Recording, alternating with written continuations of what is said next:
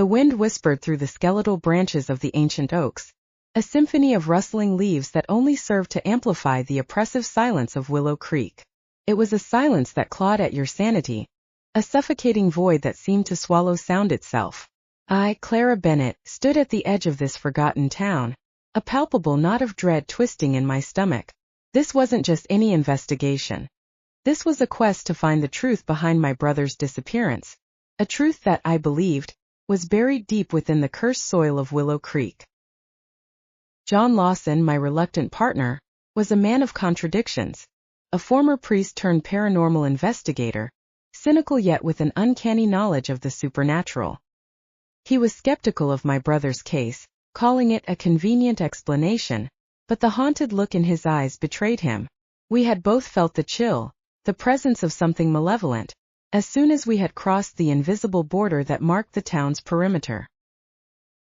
Evelyn Harper, the last surviving resident of Willow Creek, had become a recluse, her frail body a testament to the years she had spent enduring the whispers from beyond.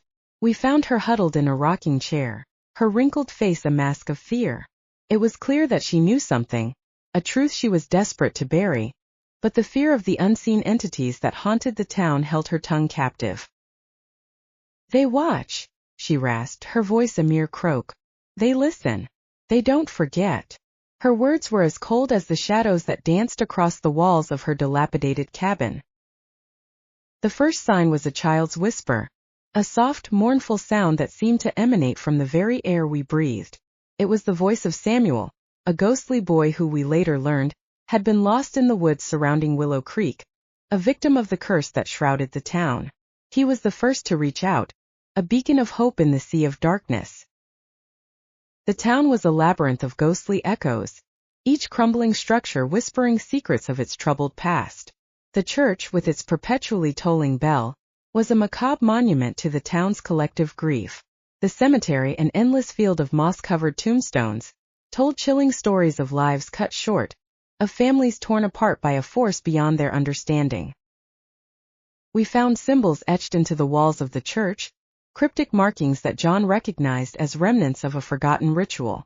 Each symbol seemed to radiate an icy chill, an echo of the malevolent energies that pulsed beneath the surface of Willow Creek. Then we saw him, a figure cloaked in shadow, his eyes glowing with an ethereal light, standing on the edge of the town's abandoned graveyard. He raised his hand, a gesture that seemed to beckon us forward, but in the next instant he was gone, swallowed by the encroaching darkness. The whispers of Samuel grew stronger, guiding us through the labyrinthine streets.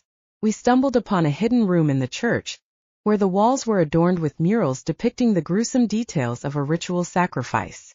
The victims, bound and gagged, their eyes filled with terror, mirrored the fear that coiled in my own gut. As we delved deeper, we realized that the town's curse wasn't a haunting.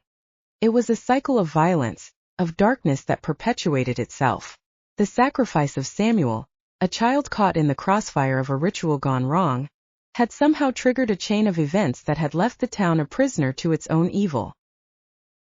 The entity we had seen in the graveyard, the embodiment of the town's darkness, was the only one who could break the curse. But at what cost? The knowledge that we were uncovering was terrifying, yet it offered a glimmer of hope.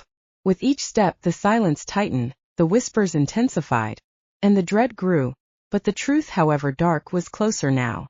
Our journey had just begun.